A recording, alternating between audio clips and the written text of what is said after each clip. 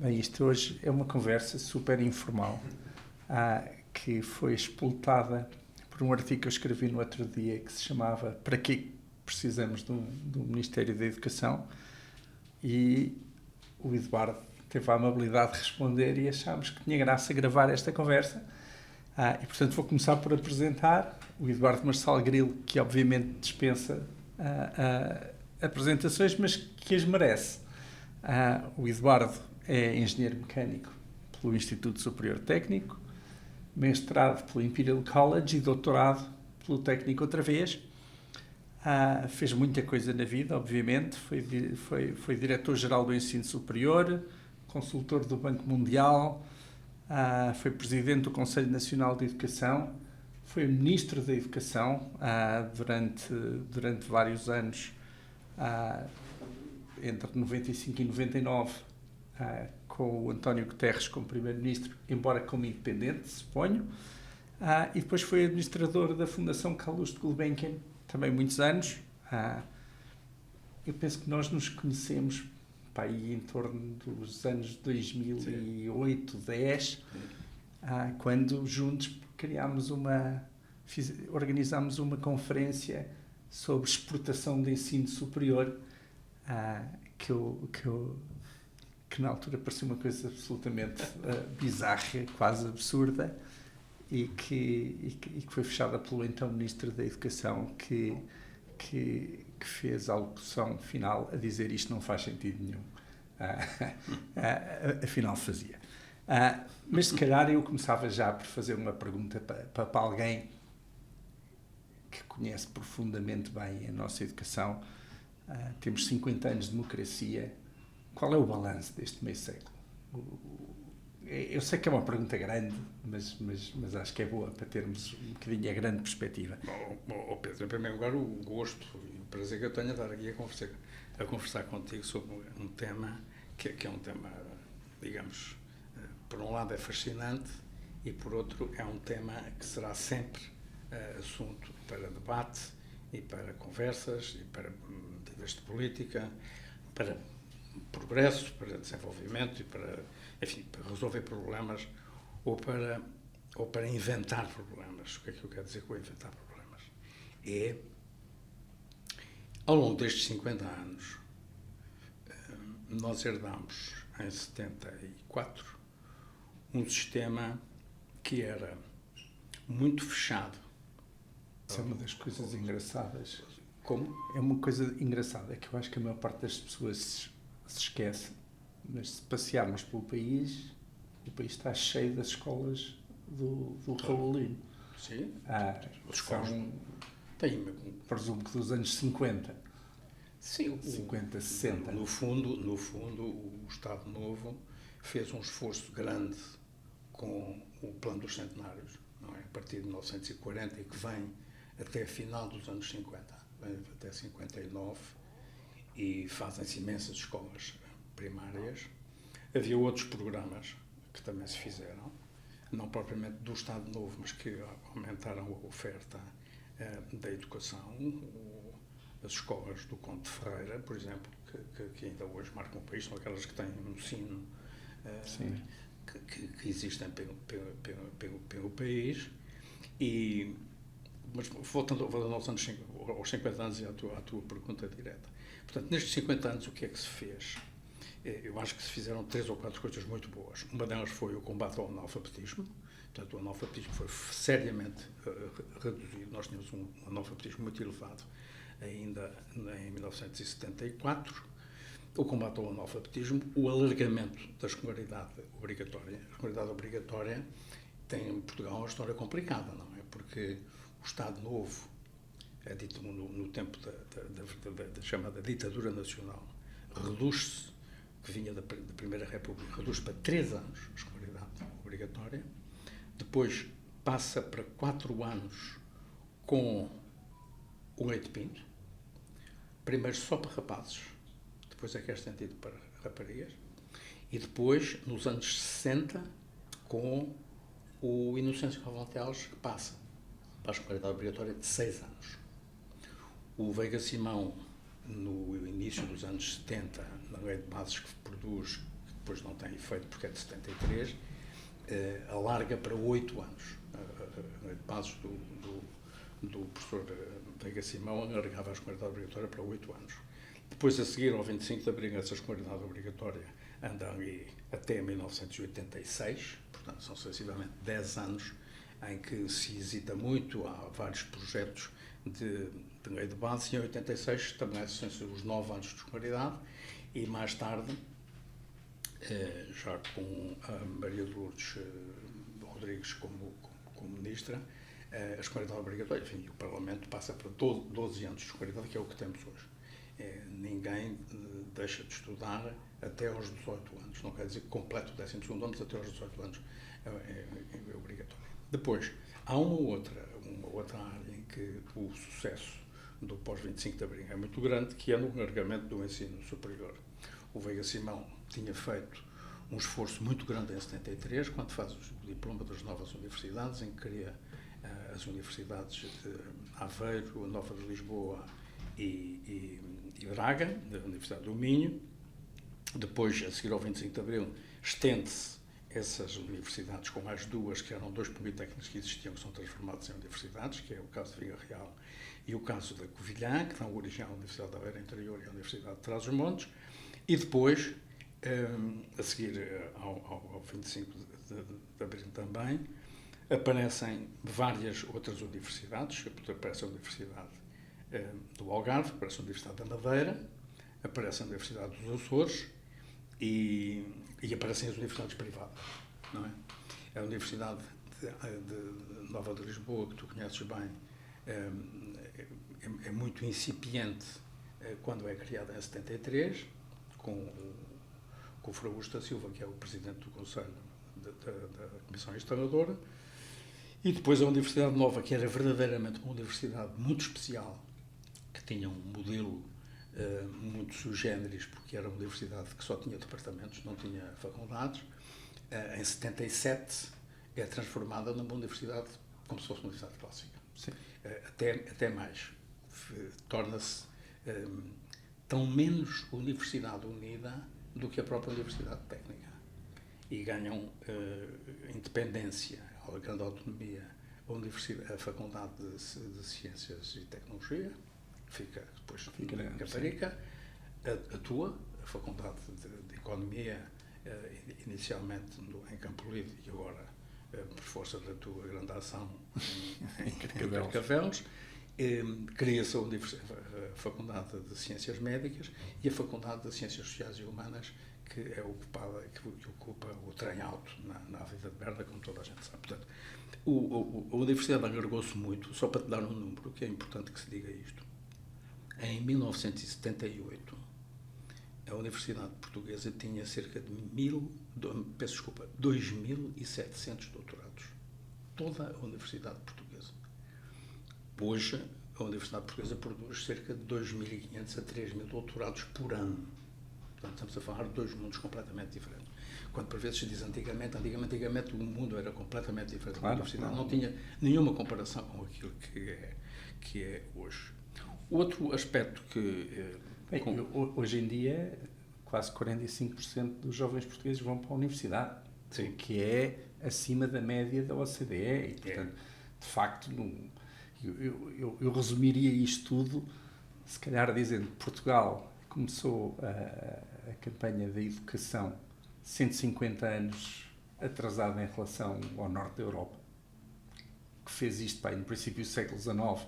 Nós começámos a meio do século XX, mas num período relativamente curto, apanhámos a média. E, portanto, eu de alguma maneira diria que cumprimos a missão de recuperar esse atraso. Para mim, a grande dúvida neste momento é o mundo está a mudar e está a mudar a uma velocidade absolutamente estonteante. A inteligência artificial é claramente a fase mais visível, e eu acho que a nossa educação ainda não reparou. Nós continuamos com um modelo de educação que vem da Revolução Industrial, que assenta mesmo, é quase um modelo industrial de pegar em batches, em turmas de 30 alunos, eu vou-los de sala em sala a aprender as mesmas coisas ao mesmo ritmo, que assenta muito nisto, na memorização de conteúdos, na uniformidade, na obediência, num mundo que deixou de premiar isso. A uniformidade é o que o ChatGPT é. Qualquer Claude ou Gemini ou qualquer uma destas ferramentas sabe o que sabe a pessoa média, quase por definição, e nós continuamos a produzi-los para um futuro que não vai precisar deles. Um futuro em que aquilo que compensa é a curiosidade e a criatividade e o bom gosto e a coragem para decidir, a iniciativa, a agência, e temos ainda um modelo muito de educação maioritariamente passivo. Reconhece este diagnóstico? Sim. A mim, confesso, é o que mais me preocupa. Preocupa porque estas coisas têm consequências gravíssimas. Quer dizer, se nós em 2026 estamos a preparar um jovem de 15 anos, por hipótese, para o mundo em 2036, acho que não o estamos a fazer bem. Não, vamos lá ver. Eu acho que nós estamos num mundo que é, além de ser muito imprevisível, não é? Como tu dizias, a velocidade da mudança é enorme e hoje dispomos de ferramentas de que nunca dispusemos no passado, nem no passado recente, nem no passado longínquo, em termos de mudanças bruscas. Isto é uma mudança muito brusca, muito forte e que implica, na minha opinião, implica duas coisas. Implica que se olhe para o que nós temos e percebamos três coisas. O que é que deveria ser feito, o que é que pode ser feito e o que é que tem de ser feito. E a minha ideia é esta. Nós estamos num ano muito especial, o ano de 2026. Nós estamos 90 anos depois de 1936, que é um ano muito importante para a educação em Portugal, porque foi o ano em que se criou o Ministério da Educação. Porque existia o Ministério da Instrução e passou o Ministério da Educação. É o verdadeiro projeto ideológico na educação do Estado Novo é o de 1936, do Ministro Carneiro Pacheco. Mas também estamos a comemorar os 30 anos da Lei de Bases de 1986.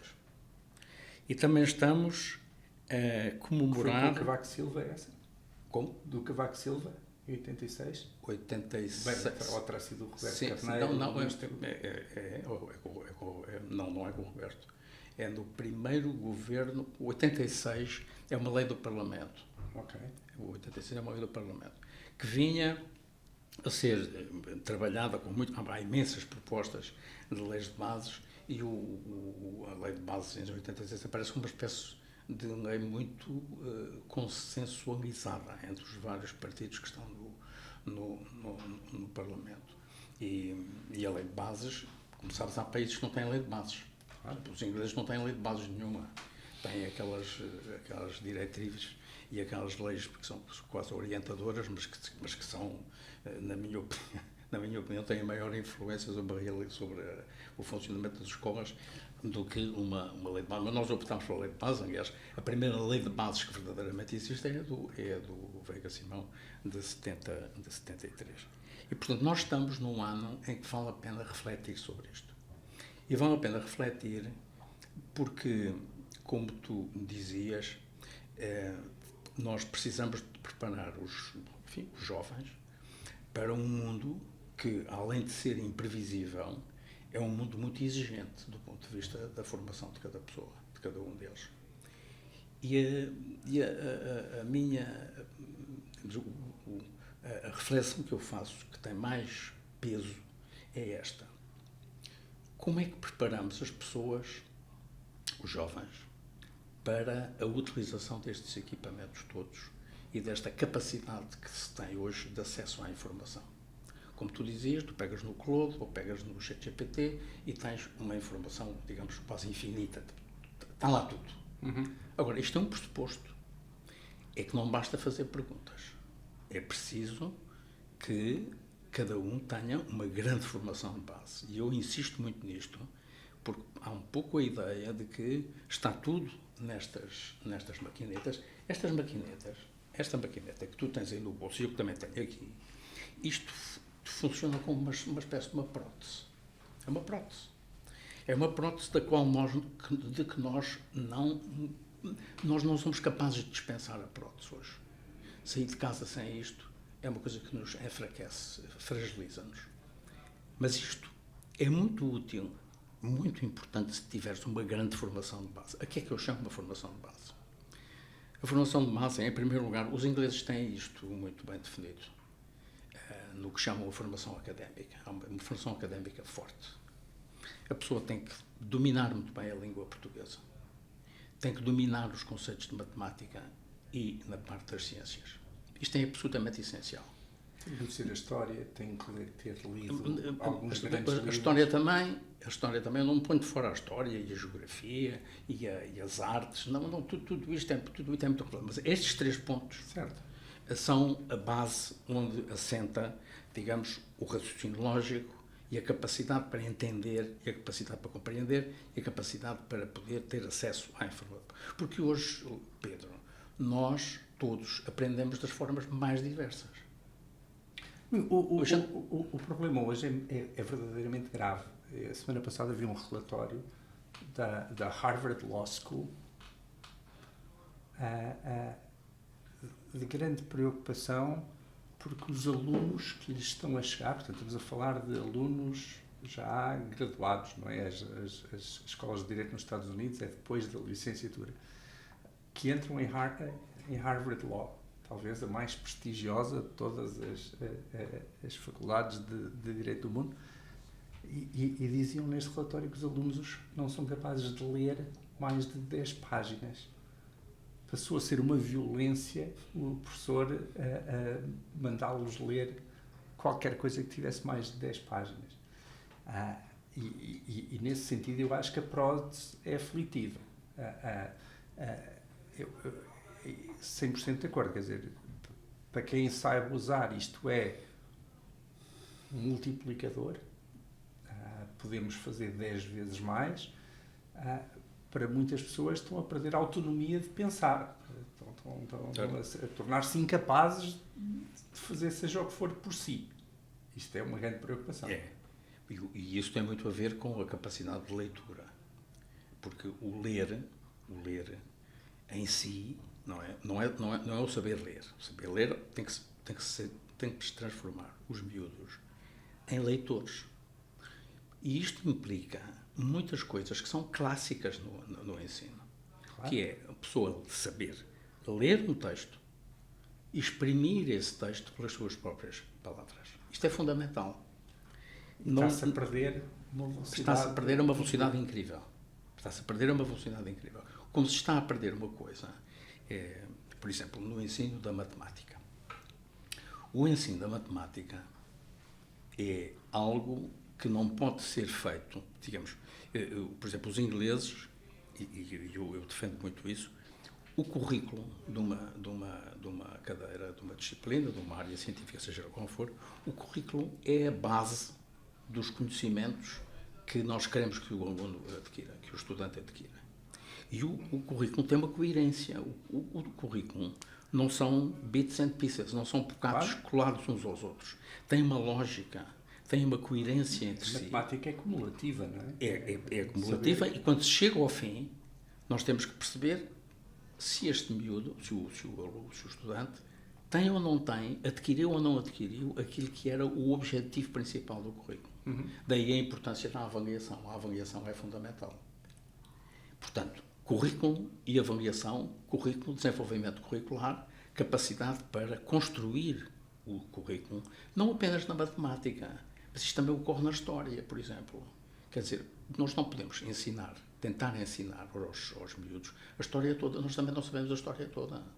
Quer dizer, eu leio imensa história, mas eu não sei a história toda. Não conheço nem um milionésimo da história do mundo. Claro. É preciso fazer isto. Agora, o que é preciso é perceber o que é que da história deve estar compactado, metido naqueles 4, 5 ou 9 anos que se tem de história, e se chega ao fim e se tenha um conhecimento coerente. Se tenha, por exemplo, a fita do tempo. É preciso ter a fita do tempo. Não se pode saber muito bem. Mas, Eduardo, deixa-me só interromper nisto, porque eu diria que nestes objetivos que partilho absolutamente, estamos a falhar.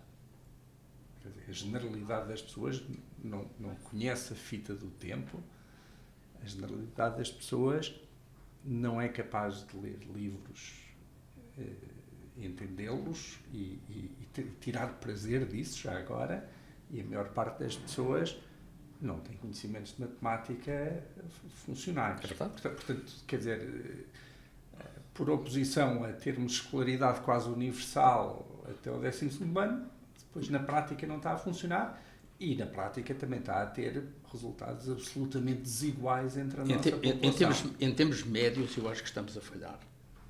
Isto é, nós estamos a ter... O sistema é muito heterogéneo.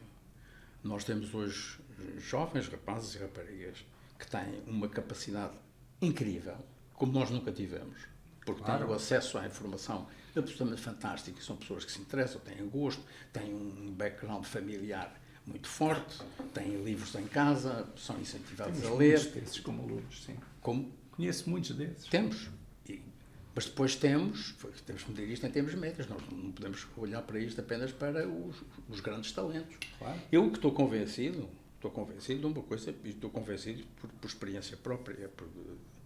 Eu acho que todos os miúdos têm, peço desculpa, o termo miúdos não é o... Não, mas para mim, acho que já ganhamos. São miúdos. Ganhamos os cabelos brancos para poder tratar a todos por todos os miúdos têm um talento. Todos têm um talento. É preciso saber encontrar esse talento. E encontrar esse talento também é uma função da escola. É função da família, é função da escola e é função da própria atividade profissional que eles vão acabar por ter, que normalmente vão tendo, ou numa empresa, ou mesmo no Estado, seja onde for que eles vão prestar dar o seu contributo. A ideia que eu tenho, Pedro, é que, por exemplo, o ler dá trabalho. Ler é um ato... O ler não é como respirar. O ler é um ato cultural. E é muito mais exigente a leitura do que olhar para um ecrã da televisão, ou para um iPad, ou para um iPhone. Ou seja, nós transformamos muitos possíveis leitores em espectadores. E isto é muito negativo, na minha perspectiva. É negativo porque isto empobrece a pessoa, fragiliza-os, reduz-lhes a sua capacidade. A leitura, o conseguir que as pessoas leiam, não é por acaso que eu tanto me bati, eu e a equipa que integrei, pelas bibliotecas escolares. As bibliotecas são absolutamente essenciais. Não pode haver escolas sem bibliotecas. Não pode haver ensino sem livros. Eu percebo, sobretudo, eu já vou à escola 42, porque eu acho que vale a pena falar um bocadinho. Não, mas deixa-me só terminar. Sim. É que eu acho que os primeiros anos de escolaridade, é nos primeiros anos de escolaridade que se decide muito daquilo que o miúdo vai ser.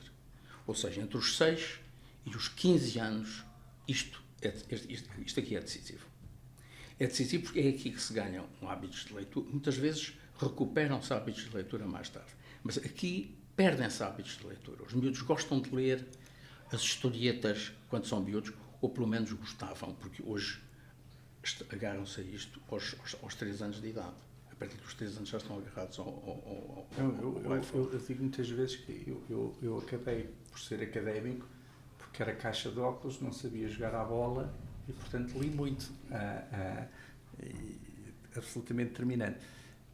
Um ponto que eu queria levantar, no entanto, portanto, eu acho que estamos absolutamente de acordo nisto. Agora, tendo dito isso, e havendo claramente essa missão fundamental que devia ser universal eu quase que a métrica que punha é se o miúdo chegou aos 15 anos a gostar de ler, a ser capaz de entender como a matemática nos ajuda a perceber o mundo. Tem o futuro garantido. Essas duas coisas tem o futuro garantido.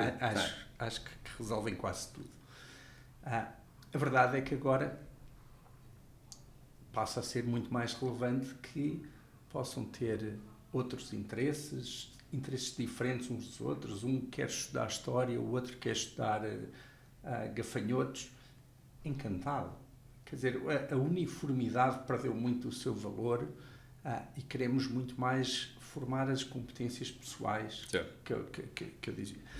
E a verdade é que a inteligência artificial também tem uma potencialidade incrível na aprendizagem. Não nesta forma tonta que existe atualmente, que é entre dizer que é proibida, mas depois que é utilizada, ou que é utilizada sem que ninguém o assuma, não é? Quer dizer, o professor usa a inteligência artificial para desenvolver o trabalho de casa, o aluno faz o trabalho de casa com a inteligência artificial e o professor corrige-o com a inteligência artificial. Poupávamos imenso tempo, imenso trabalho se acabássemos com esse ritual, não é? Mas a verdade é que a inteligência artificial, pelo menos, permite pensar naquele velho sonho da educação, que é haver um tutor pessoal para cada pessoa. Quer dizer, o Alexandre teve o Aristóteles como tutor. A verdade é que hoje o miúdo pode ter um tutor e podemos configurá-lo para ser mais ou menos socrático, portanto, estimular de facto a aprendizagem. Eu não sei em que é que a educação vai parar. Eu acho que nos próximos 5, 10 anos vamos descobrir muitas maneiras de aprender e se calhar vamos acabar com vários modelos de escola que se ajustam mais ou menos a diferentes perfis de alunos. A minha pergunta é: temos dos sistemas de educação mais centralizados do mundo. Eu não estava a ver Portugal, a despesa em educação, 80% é alocada centralmente pelo Ministério da Educação. A média da OCDE acho que é menos de 40%. Há muito mais descentralizada. Temos, eu para irritar a mal os ministros da Educação, eu gosto muito de falar do Ministério do Pão, em que teríamos um Ministério que dirigia 5.500 padarias, alocava 135.000 padeiros dessas padarias, dizia-lhes que pão produzir, dizia ao diretor da padaria que não podia contratar os seus padeiros, despedir os seus padeiros, promover os padeiros, pagar-lhes mais ou menos. E depois gosto de perguntar que raio de pão é que... e ainda mais dizia às pessoas, só podem comprar o pão na padaria do vosso bairro. E as pessoas acho que percebem a história e percebem que o pão que ia sair deste sistema soviético ia ser terrível. Eu acho que a comparação é ótima. Acho que permite-nos divagar um bocadinho. Eu recebo sempre uma resposta que acho extraordinária, que é: mas a educação é muito diferente do pão. Eu acho que é uma resposta verdadeiramente idiota. Não é muito diferente. É diferente, obviamente. Claro que é, mas não é tão diferente quanto as pessoas possam pensar. Porque... Mas para mim o tema é como é que nós, e pondo isto uma pergunta muito prática, esta organização portuguesa super centralizada, super dirigida de cima para baixo, soviética na essência, não é... Existe noutros países, claro, mas não é a única maneira possível de se organizar a educação. E acho que é perfeitamente desadequada no momento presente em que temos que autorizar mais liberdade, mais experimentação, no momento em que sermos todos iguais perde o interesse, o custo da experimentação cai muito. Como é que isto se faz? Pedro, o Nuno Carata, acho que às tantas dizia que era preciso implodir o Ministério da Educação. Não digo implodir o Ministério da Educação, não. Eu acho que a questão... Não, isto é a expressão dele, eu por acaso gosto. A questão fundamental com que nós estamos confrontados, e estamos confrontados há muito tempo, não é apenas, Claro. não é apenas agora. Eu, como sabes, ando nisto praticamente há 50 anos. Que entrei para a Direção-Geral do Ensino Superior, tinha 34 anos, em 1976. E tenho refletido muito sobre isto, interessei-me muito pela educação, como sabes, interessei-me, estudei, fiz muita coisa, escrevi muita coisa sobre isto, umas coisas certamente boas, outras coisas certamente menos boas, outras se calhar que eu próprio nas quais eu não me revejo hoje. Mas ao fim deste tempo todo de refletir e de conversar e de ter uma razoável experiência também fora do país, tenho a seguinte sensação, que aliás passou muito por 2 ou 3 coisas que eu tentei fazer quando passei pelo Ministério há 30 anos, não é? Eu também estou a comemorar um pouco os 30 anos de quando passei pelo Ministério, e que tem a ver com a autonomia das escolas. Nós precisamos de ter escolas com uma enorme autonomia, mas autonomia real. Não é propriamente o termos... Nós falamos muito aqui em descentralização, e de descentralizar e passar o poder para as direções regionais e para as comissões coordenadoras das regiões. Isso não é nada. Não, para mim a unidade é a escola. É a escola. E cada escola é uma escola. As escolas são todas iguais, mas são todas diferentes.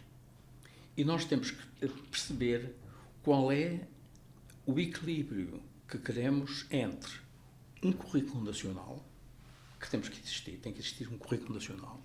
Digamos, nós não podemos também permitir que a diferenciação entre escolas seja tal que nós não identifiquemos, digamos, não haja pontos em comum. Tem que haver pontos em comum. Os pontos em comum são definidos pelo currículo e pelo sistema de avaliação nacional. Tem que haver uma avaliação externa, Claro. os chamados exames nacionais, que têm um papel essencial como avaliador e como, digamos, quem vem dar a credencial àquilo que os miúdos aprendem. Na delegação que se deve fazer, ou seja, no fundo, é uma espécie de restituição às escolas do poder que elas nunca deviam ter deixado de ter. Mas deixa-me fazer-te uma pergunta. A impressão que eu tenho é que ninguém quer isso. Quer dizer, os professores lutam ferozmente contra isso. Não, os pais das crianças, bem, não se ouvem, ou pelo menos não têm voz pública em relação a isso. Depende muito... Pedro. Quer dizer, aqueles que podem votaram com os pés. Quer dizer, aquilo que aconteceu nos últimos 25 anos em Portugal, que é absolutamente extraordinário, é que passamos a ter quase 1/4 dos nossos jovens em escolas privadas. E, portanto, pais que pagam a escola 2 vezes, pagam-na com os impostos e depois pagam-na privadamente em cima disso. Esses escolhem sair e empobrecem também a escola pública, o que eu acho que é um custo muito grande para a sociedade, porque se perde muito do elevador social que funcionava através disso. Eu andei sempre na escola pública e acho que só fez de mim uma pessoa melhor. Mas preocupa-me que aquilo que se vê no debate público da educação é, de um lado, o Ministério monstruoso centralizador, do outro lado a FENPROF, os sindicatos, igualmente monstruosa, e o resto ninguém se preocupa. Não, quer dizer, o resto são assistentes. O resto, aquilo que devia ser central, que é a escola e o aluno, são atores secundários nesta peça. Deixa-me comentar e refletir um bocadinho sobre isso. O sistema é muito heterogéneo. Nós não podemos comparar, por exemplo, o que se passa em Lisboa, ou o que se passa no Porto, ou o que se passa na maior parte das cidades do interior. Ou na periferia das cidades. Há aqui um conjunto de problemas e de questões que têm a mesma natureza, mas têm, digamos, realidades muito diferentes. Eu defendo que as escolas devem ter uma enorme autonomia na forma como se organizam internamente e, em parte do currículo, devem justapor, adicionar ao currículo nacional aspectos que são específicos da escola, que têm a ver com a comunidade, têm a ver com os problemas que existem ali. Nós temos hoje problemas muito diferentes do que tínhamos, Pedro, porque nós temos hoje escolas em que um número muito considerável de alunos não domina no início a língua portuguesa. Claro. É um problema completamente novo. Há escolas no Alentejo que têm mais de 15 línguas diferentes na sala de aula, em que os professores dão aulas com o Google Translate. Não é preciso ir ao Alentejo, vais aqui à cintura de Lisboa e tens casos desses. Hoje mais ainda, vais a cidades do interior em que tens imensos estudantes, miúdos, claro, que vêm de contextos culturais muito diferentes. Eu penso que se tu retirares ao Ministério da Educação 2 ou 3 coisas que o Ministério faz e que, na minha opinião, já não devia fazer, como é que se selecionam os professores? Esta coisa de nós estarmos a fazer a colocação dos professores todos os dias ou todas as semanas, centralmente, para Bragança, para Viana do Castelo, para Lardosa, para as Bencrenças, para Freixo de Espada à Cinta, ou para uma aldeia qualquer. Ou para Louros, ou para Amadora. Isto não faz sentido. É ridículo. Isto já não faz sentido. O que faz sentido é que, por cima, hoje temos umas unidades que têm alguma capacidade e que têm força, que são os agrupamentos escolares. Claro. Nós hoje não temos escolas individuais, temos agrupamentos escolares. E esses agrupamentos escolares, alguns deles, eu conheço imensos agrupamentos escolares, há agrupamentos escolares que funcionam como uma verdadeira organização.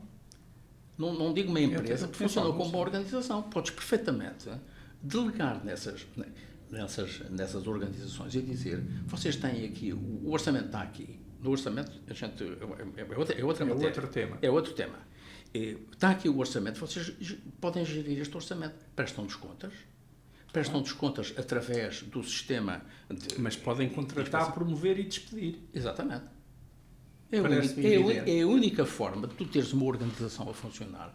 É essa. Agora, tu dizes, mas os sindicatos, isto é o único sítio onde os sindicatos ainda têm muita força, é aqui. Porque é centralmente. Porque no dia em que tu retirares esta competência... Tem muita força porque já tem a vida a toda a gente. Não, aliás, há pessoas em Portugal, não é, que pensam que o debate educativo é a conversa entre o ministro e os dirigentes sindicais. Não é. A educação não passa por aqui. Quer dizer, a educação também passa por aqui. Não estou a me desprezar. Mas, número um, acabar descentralizar a contratação. É aprofundar a autonomia. Eu fiz, peço desculpa estar a dizer isto. Não, eu sei, tu fizeste uma lei sobre isto. Eu fiz uma lei sobre isto. Nunca foi aplicada. E mais, também fiz a lei num pressuposto, é que os partidos se conseguiam entender conversando, mas os partidos nunca conversaram sobre isto. Eu, quando propus o Pacto Educativo em 1996, se a memória não falha, eu acho que foi logo no início, foi no primeiro ano, eu entrei em 95 e 96, propus um Pacto Educativo com 10 ou 12 pontos, eu já não recordo exatamente, já lá vai, e a ideia era que houvesse, da parte, enfim, de quem tem poder político, não é? Se o encontrares, partilhas.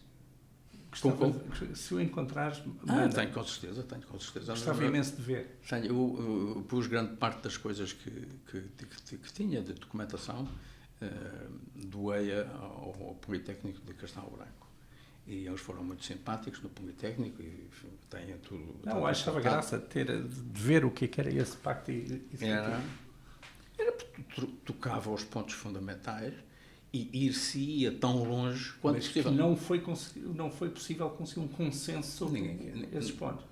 Eu só consegui conversar com os pais, com as associações de estudantes, com alguns sindicatos, com os partidos nunca consegui.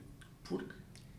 Os partidos não abdicam da educação como um campo de batalha política. Quer dizer, quando a gente pode pensar que eu penso que há imensos pontos de contacto entre os partidos, sobretudo entre os dois grandes partidos. Não me parece que haja. Eu trabalhei com muitos ministros do PSD e ministros do PS e nunca encontrei, ou melhor, encontrei imensos pontos de contacto. Imensos pontos de contacto. Eu estou ainda a fazer um trabalho em que consultei outro dia o espólio, o arquivo do professor Vítor Crespo, que foi ministro na Aliança Democrática em 1980, 81 e até ao verão de 82, suponho eu. Eu já não me recordo exatamente. E tive acesso e percebi primeiro que ele tinha uma equipa e que estudava os problemas e que refletia sobre eles e escrevia sobre eles, que é uma coisa que eu hoje não sei se acontece nos partidos. E a segunda é que havia ali imensas coisas que eram muito semelhantes, muito parecidas, muito sobreponíveis a coisas que eu pensei durante muito tempo. Mas, Eduardo, eu passo a vida a falar destes temas com imensa gente como tu. E eu, que devo ser universalmente visto como um perigoso radical nestas coisas, as pessoas acabam sempre por concordar comigo. Não, vamos ver. Nestas ideias de que estamos a falar, a colocação de professores, o financiamento que devíamos falar já a seguir. Mas depois, quando isto passa para o plano político, não se entende. E passa a ser uma questão estatista. Não sei, há aqui um estatismo neste país que é perturbante. Não é fácil de romper isto. Quer dizer, eu acho que eu dizia no início o que é que poderia ser feito, o que é que pode ser feito e o que é que tem que ser feito. E no que pode ser feito, há coisas que...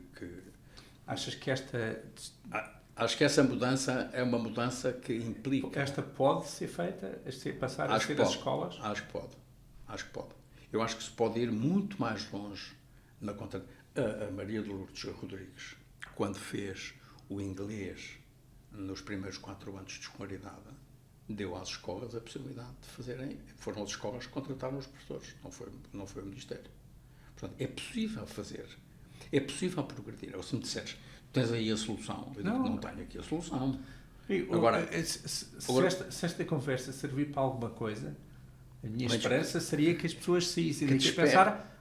Que desperta as pessoas para conversarem. Claro, é possível mudar. Estou de acordo. Isto não está escrito na pedra. Não, é possível, e eu diria que é possível e é desejável. Vamos lá ver, entra no primeiro capítulo, claro, do que poderia ser e do que deveria ser.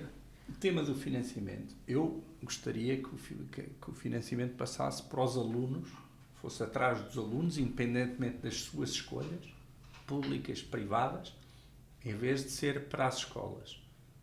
Eu sou um perigoso radical. Não. Só és perigoso radical se quiseres dizer que isso é uma regra universal. Não pode ser uma regra universal. Não pode ser porque tu tens condições. Eu gosto imenso de diversidade, portanto não tenho problema nenhum com isso. O modelo, eu quando penso em modelos, penso sempre no caso americano. O modelo americano é não haver modelo. Não há modelo. Os meus filhos cresceram lá. Há as soluções mais dispares que se possam imaginar. Os meus filhos cresceram em Los Angeles e tiveram em escolas públicas, mas charter schools. Escolas públicas geridas por privados. Certo. Portanto, gratuitas, de acesso universal, sem seleção, mas privadamente geridas. Extraordinárias, devo dizer. Mas o conceito das charter schools, os ingleses também têm uma charter schools. Mas chamam-lhes academies, não é? Eu lembro quando em 97 o ministro da Educação, o secretário da Educação inglês, que era o David Blunkett, que era um homem absolutamente extraordinário, era seco desde os 5 anos ou 4 anos, e que era um tipo realmente fora de série. E ele convidou-me, eu fiz uma visita à Inglaterra, visitei uma série de escolas e de local authorities. Eu era trabalhista e tinham... os trabalhistas estavam ainda nos primeiros meses e quando visitei... Foi a altura do Tony Blair? Foi com o Tony Blair. Foi o Tony Blair que criou as academies. Exatamente. Mas havia as charter schools vindas dos conservadores. E lembro-me na Local Authority em Birmingham, os novos responsáveis disseram: o David Blanket vai alterar isto tudo, as charter schools vão acabar, isto é uma coisa dos conservadores e tal. E eu, na reunião final que tive com o ministro, estava com o Guilherme Oliveira Martins e disse: olha, uma das informações que eu trago é que, em princípio, vai acabar com as charter schools. E ele disse: não, eu não vou acabar com as charter schools nenhum. Eu vou ver as escolas que funcionam bem. As que funcionam bem continuarão. As que não funcionam bem terminam. Eu acho que esta é a maneira como nós devemos ter. Mas nós parece que temos esta incapacidade de deixá-las. Nós herdámos a ideia do uniformismo, Pedro. Eu ainda me recordo, por exemplo, mesmo no caso das universidades, nós tivemos durante muitas décadas a ideia de um uniformismo nas universidades. Eu lembro do curso de engenharia no técnico ser idêntico ao curso de engenharia na Universidade do Porto, que eram os únicos 2 cursos de engenharia que existiam no país. Podia-se até mudar quase a meio do ano entre um curso e outro. Então pegando nas universidades, as universidades, pelo menos é uma área que eu conheço. Não, mas isto acabou. Hoje as universidades têm os cursos como entenderem. Claro, não há nenhuma... Claro que sim. Não, e partiu-se muito, quer dizer, basta olhar para as médias de entrada e para as vagas preenchidas de universidade para universidade para perceber que é uma diversidade enorme. Há uma diversidade gigante e uma grande diferença de qualidade que é percebida pelas pessoas. Claro. Não há cá ilusão nenhuma disso. Então, uma historieta que, na Nova, durante uns anos, quando era o diretor o Zé António Ferreira Machado, fizemos vários anos uma brincadeira que era pedir ao ministro para aumentar o número de clausos das licenciaturas de Economia e de Gestão, argumentando que havia capacidade, professores, que 100% de empregos, melhores salários, e todos os anos o pedido era recusado sem resposta. E isto é uma historieta que ilustra para mim o perverso em que o sistema se tornou. Quer dizer, verdadeiramente nunca dita, mas a razão para recusar que a melhor faculdade naquela área não pudesse aumentar o seu número de vagas. Para os outros não ficarem sem alunos. Exatamente. Mas isto é verdadeiramente perverso. Não é? Estamos a prejudicar o futuro dos alunos para salvaguardar um equilíbrio os empregos dos artificial. Professores das piores faculdades. É um equilíbrio artificial. É um equilíbrio mau. É um equilíbrio mau. E o que eu acho, e mais uma vez, numa altura de grande disrupção tecnológica, em que ninguém sabe como é que vai ser o futuro da educação, acho que temos que primeiro liberalizar muito mais o sistema. Eu estou de acordo contigo que agora os cursos podem ser diferentes, mas a lei ainda impõe uma rigidez incrível. A lei diz que uma licenciatura são 3 anos de 22 horas de aulas por semana, que os exames são na 3ª semana de não sei quê e a segunda é ridículo. É ridículo. Estou de acordo. E numa altura em que se prevê que possam surgir novos modelos de educação, impor por lei que só o modelo tradicional é que pode ser usado, acho não só ridículo, mas perigosíssimo. Segunda coisa, o modelo de governo das universidades é o máximo da endogamia. O reitor é eleito de dentro. Quer dizer, sim, pode haver uns votos para os funcionários ou para os não sei o quê, mas essencialmente são os professores que elegem o seu reitor. O que eu acho que distorce completamente a missão do reitor. E o terceiro problema é que os incentivos estão todos mal. Quer dizer, eu acho que uma universidade, pelo menos financeiramente, beneficia quando os alunos desistem. Recebe o mesmo financiamento, tem menos custos. Eu não estou a dizer que alguém pense nisto desta forma, mas como também sabemos bem da economia, os incentivos têm muito impacto capilar de muitas maneiras. O meu ponto é, ao nível do ensino superior, o custo de mudar as coisas devia ser menor. já não é a escolaridade obrigatória, podemos aceitar muito mais diversidade. Por que não fazê-lo? Quer dizer, então, numa altura como estas, por que não mudar a governação? E este último RGES muito pouco ambicioso nesse sentido.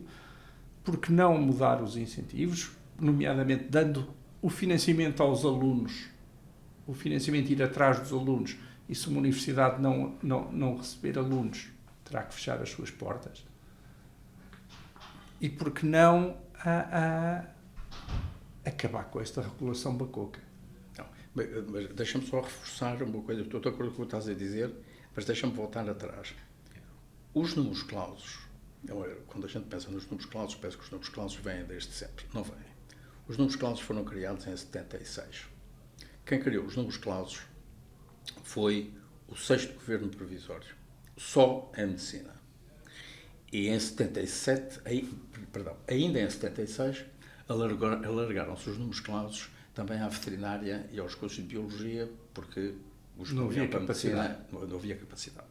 Isto, os cursos rebentavam no seu funcionamento. Aliás, na medicina, os números clausos aparecem porque em Santa Maria,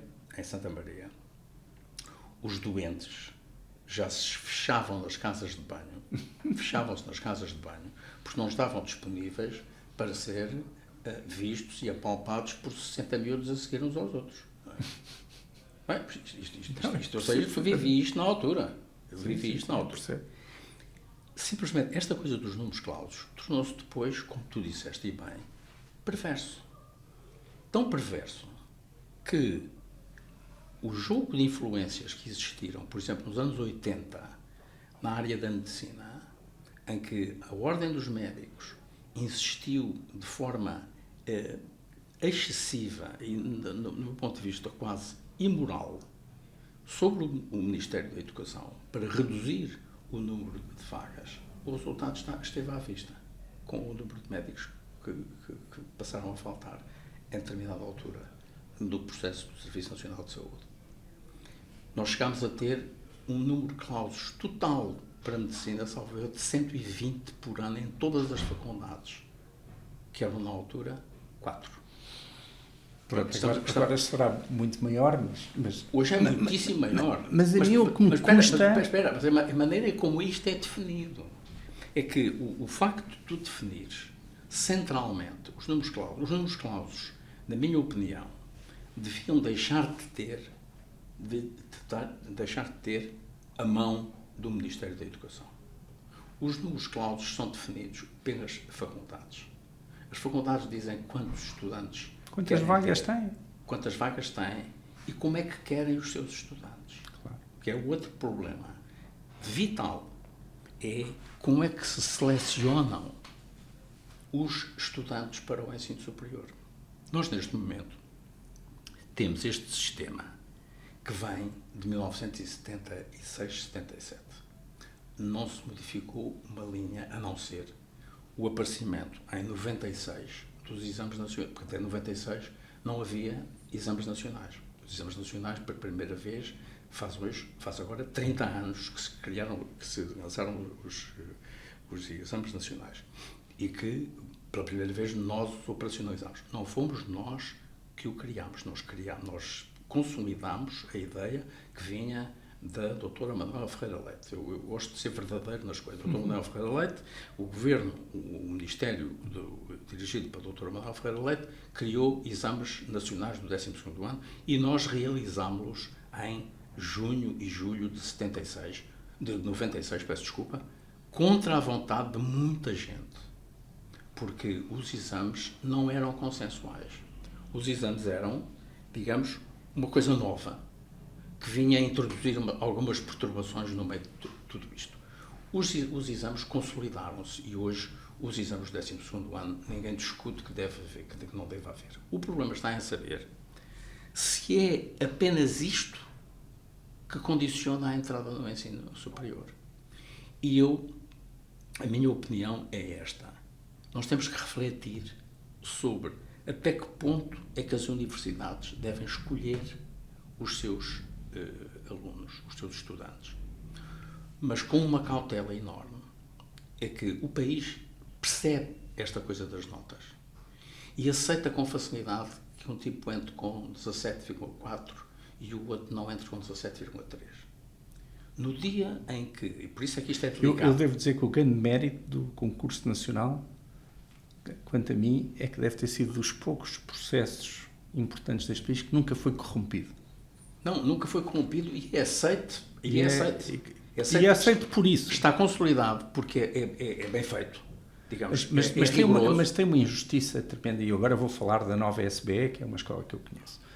E que ao longo dos últimos anos se tornou mais reputada, mais conhecida, mais famosa, de tal maneira que hoje, para entrar numa licenciatura, é preciso uma média de 18 para entrar em Economia e Gestão.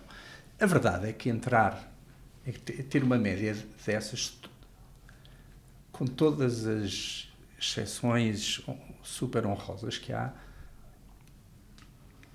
é muito mais fácil para quem tenha vindo de um colégio, para quem tenha tido a possibilidade de ter muitas centenas de horas de explicações e inevitavelmente estas escolas de elite no país tornaram-se também umas escolas de privilégio.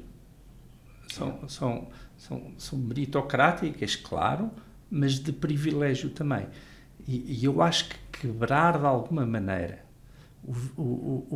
a ligação entre a performance no secundário e o acesso ao superior seria uma medida muito benéfica para o país.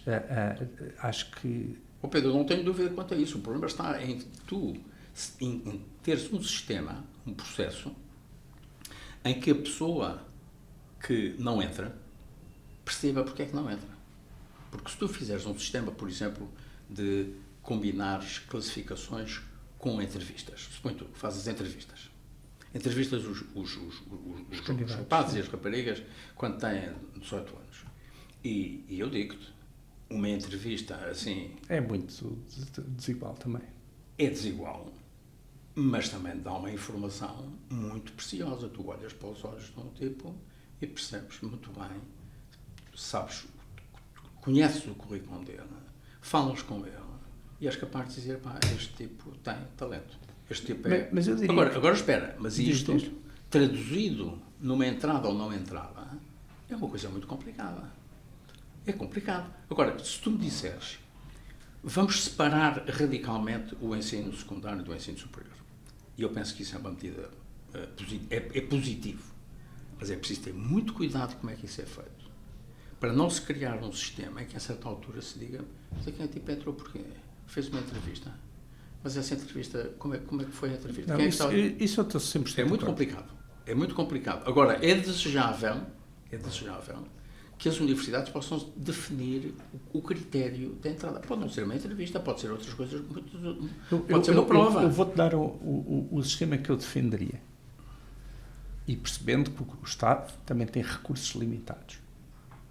Eu acho que o Estado pode usar quase que o mesmo sistema, este mesmo concurso nacional, para atribuir bolsas de estudo aos alunos. Quem passa acima de X num sistema de avaliação geral tem direito a um FII. Tem direito a uma bolsa. As universidades passariam a ser livres de aceitar alunos a mais que, se quisessem, que pagassem do seu próprio bolso, porventura até alunos internacionais que queiram vir. Nós temos um sistema que está a funcionar a pouco mais de 70% da capacidade, hoje em dia. Não, no caso da SBE? Não, no caso do universo das universidades portuguesas. Sim. Preencheram 70 e tal % das vagas no último concurso nacional. Portanto, há imensos lugares por preencher. E, apesar de tudo, continuamos com esta história de números clausos a reduzir os lugares nas melhores escolas. Libertemos isso um bocado. Sim. Ou pelo menos libertemos na margem. Se não estamos dispostos a acabar com este concurso nacional, e que não me faz confusão nenhuma, usemo-lo de forma ligeiramente diferente. Sim. Esses têm lugar garantido onde escolherem. se vierem mais, deixemos às universidades a capacidade de os escolher. Pedro, eu diria o seguinte, eu não estou muito interessado em ser eu a dizer qual é a proposta, qual é a solução que deve ser adotada. Eu acho que este tema tem que ser debatido. Estamos de Tem acordo. que ser conversado. Tem que se pegar nos responsáveis das escolas e conversar com eles e perceber, porque há décadas de experiência disto. Isto é, há muitos miúdos que foram miúdos e que hoje já estão-se a reformar e que passaram por este sistema. Portanto, há uma experiência enorme de sucessos e de insucessos na seleção, sobretudo nos cursos mais sensíveis. Nós estamos a falar dos cursos mais sensíveis, estamos a falar das engenharias, estamos a falar das economias, estamos a falar de algumas das engenharias, estamos a falar de alguns nichos. São os nichos que existem aqui. Não é a generalidade. Eu tenho muito a ideia de que nós, em Portugal, temos medo de determinadas soluções. Por exemplo, os Estados Unidos, alguns dos grandes saltos que a Universidade Americana deu, que as universidades americanas deram, um dos grandes saltos foi a GI Bill. Claro. A GI Bill, que trouxe, digamos, todos os que tinham servido na guerra podiam entrar nas universidades e tinham financiamento e tinham capacidade para entrar, não era só das universidades, no ensino superior, porque muitos foram para os Community College e para os Further Advanced College, enfim, toda essa gama diversificada que o ensino superior americano tem. Eu acho que nós precisávamos de uma coisa dessas também. Nós precisávamos aqui de um impulso nisto, um impulso grande, de gente nova, de sangue novo, de experiências novas, de gente que viesse. Nós temos esta coisa dos maiores de 23 anos. É uma coisa incipiente. Isso é das coisas mais giras aqui da Escola 42. Aquilo que é essa diferente de todas as universidades é que a idade média dos nossos alunos é 28 anos. Certo. Nós temos metade dos nossos alunos são pessoas que tiveram de deixar de estudar no fim do secundário, porque não tinham dinheiro para ir para a universidade, eles são muito competentes, mas tiveram que ir trabalhar e que vêm para aqui estudar. O resto das universidades portuguesas não respondem a esta procura. Pois não. Nós tivemos mais de 10 mil candidatos nos últimos 12 meses, em grande medida, porque somos a única porta aberta Certo. para uma população quando as nossas universidades, Mesmo mesmo aquelas que não preenchem as suas vagas, estão sim. completamente cegas perante Sim. esta oportunidade. Mas eu não sei se o modelo da Escola 42, que certamente quem assistir ou quem vir esta nossa conversa saberá o que é a Escola 42. O modelo da Escola 42, eu interrogo-me, eu não estou a dizer que possa ser, mas pergunto, não poderá vir a ser aplicado nas escolas profissionais a partir do 9º ano de escola? Eu acho que pode ser aplicado em muitos... A partir do 9º ano. Porque até ao 9º ano, eu julgo que não sei, eu não percebo nada destas coisas de psicologia e de aspectos de psicopedagogia, mas até ao 9º ano eu não vejo os miúdos com maturidade para poder fazer isto que está aqui feito. O que está aqui feito é o trabalho que eles fazem aqui, que vocês proporcionam, através desta interação com o conhecimento e com o progresso que cada estudante vai fazendo de acordo com a sua trajetória, que é uma trajetória que difere de miúdo para miúdo. Isto no ensino secundário, sobretudo na área profissional, da formação profissional, parece-me ser uma Eduardo, deixa-me pôr isto assim, devia pelo menos ser experimentado. Certo? Estou de acordo. Devíamos experimentar. Estou completamente Devíamos de acordo. ser menos dogmáticos, abrir a porta à experiência, mas somos absolutamente rígidos. Mas nós somos muito dogmáticos, porque nós temos, a nossa legislação é sempre dominada pelos juristas. E os juristas têm uma visão do mundo em que querem prever tudo o que vai, nunca, falham quase sempre, porque querem prever tudo, tem as alíneas todas e as subalíneas, as regras são complicadíssimas de ler e de interpretar, porque há uma procura de rigor jurídico. Somos muito napoleónicos nisto. Que é perfeitamente contrário àquilo que é a importância e o valor da diversidade. Nós não temos que ter as escolas todas iguais.